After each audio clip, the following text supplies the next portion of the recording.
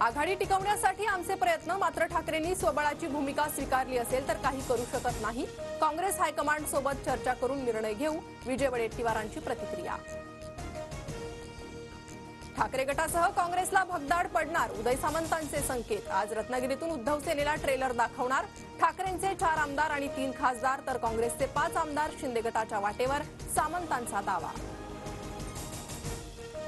सामंत गुंतवणूक आणण्यासाठी दाओसला गेले की माणसं फोडायला, शरद पवारांचा पलटवार. तर ठाकरेंचे लोक त्याग करतील पण पक्ष सोडणार नाही, पवारांना विश्वास.